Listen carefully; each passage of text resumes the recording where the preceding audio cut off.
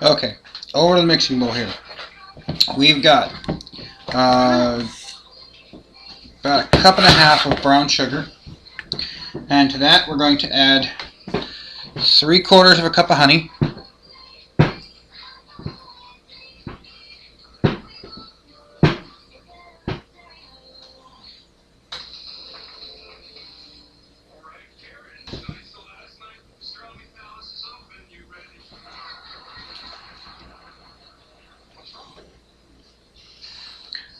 and then we are going to add, this is 1/2 cup of orange juice and 1/2 cup of pure black cherry juice. It is just straight pressed cherry juice. It is nothing else. It's not mixed, it's not concentrated or anything. The rest of them just don't work out as well. And the orange juice will add a certain element to it that balances the whole thing out. As you can see, we got a lot of sugar in there. So, in with the juices. Next, we're going to crack open one 12-ounce can of beer. For legal reasons, I can't tell you a brand, but otherwise they'll limit what I can do with my videos. So we're just going to say root beer, and you can pick your favorite. There's a certain kind out there that is great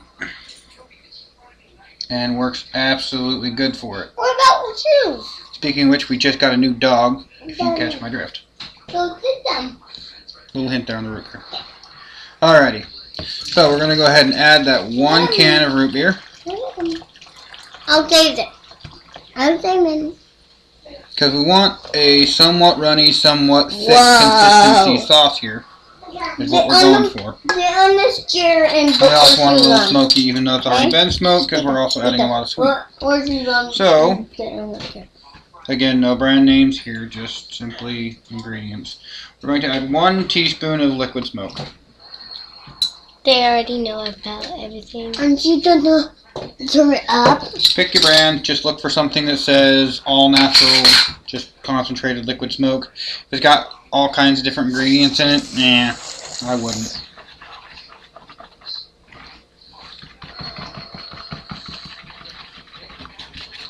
And then we're just going to whisk this up here. I may have added a little too much root beer. It's been a while since I have made this. Which is not a problem, it just means that we'll have a little extra sauce and I'll have to add a couple extra ingredients.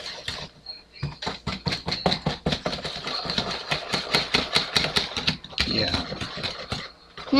Make that about a 1/2 can of root beer. Daddy, that smells good. That smells good.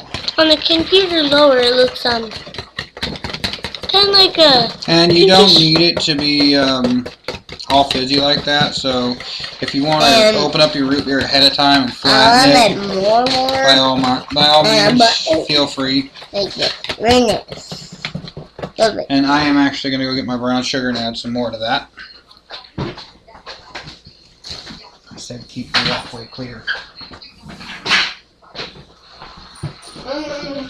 No. Over there. And that will help, Daddy. And don't panic if you make a couple mistakes with it. It's, no big deal. And by all means, feel free to add your own special touches. If you want to make it spicy, make it spicy. If you can make it your own.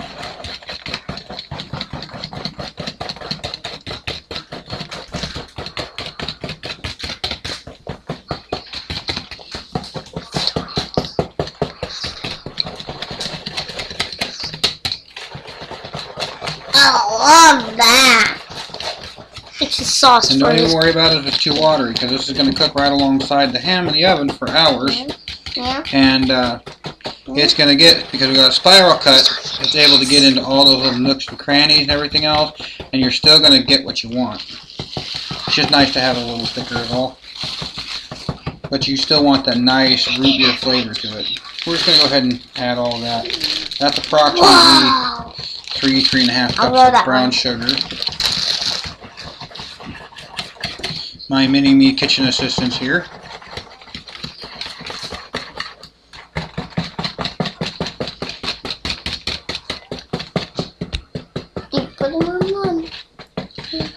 Oh, okay. You see how that's kind of thick there on that back end? That's kind of what we're going for. You can't really see too clearly through the bubbles, but I can here. Me too. And since we've got all that, we're going to clear some of our honey out of there anyway. Just kind of use that to get the rest of that honey on out.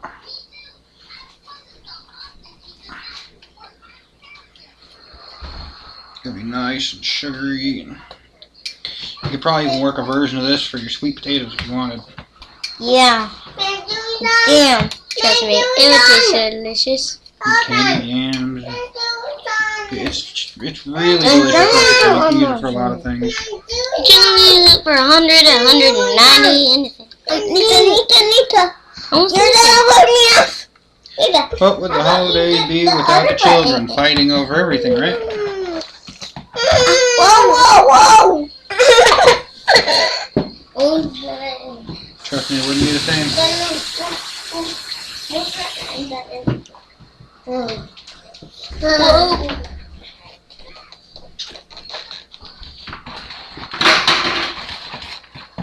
What are you gonna make?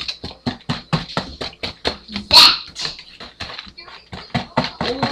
Whoa. Done. This is my bucket.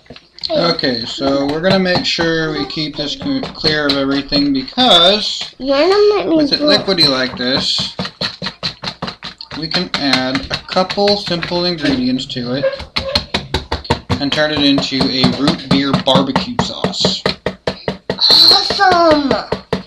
which is absolutely delicious.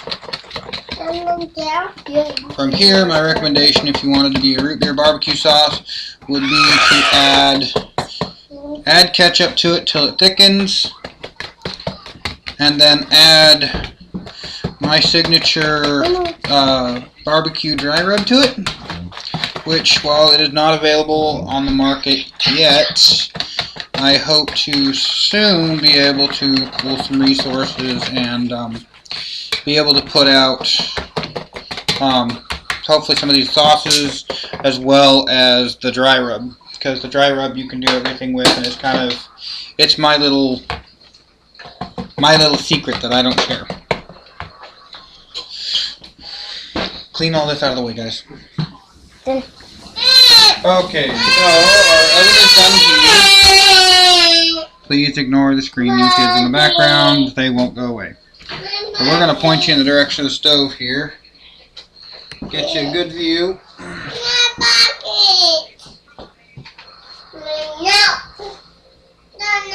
There you go. So this is going to roast for approximately 3 hours, and we're just going to start by actually pouring. This is a bit more liquidy than I would like, so we're just going to start by pouring some of this over the top. We'll let it thicken, and then we'll baste it and add some more to it as we go along, and it'll just sit there and thicken it up. Children, stay down before you fall down. You'll get hurt. Okay. Sorry, my kids are trying to get in view of the camera. So, what we're going to do here is we're actually going to use our cup.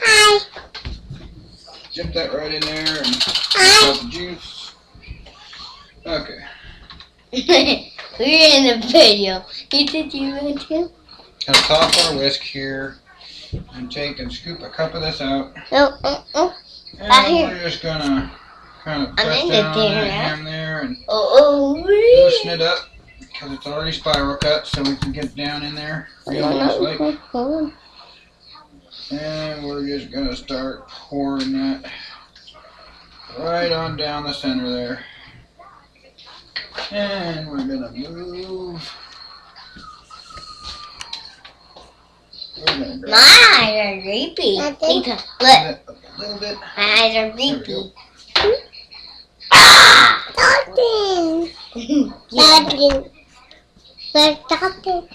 My daddy. And just give that a nice covering. You can already smell it, and that root beer just adds the perfect flavor that goes with pork and ham. That is just absolutely delicious.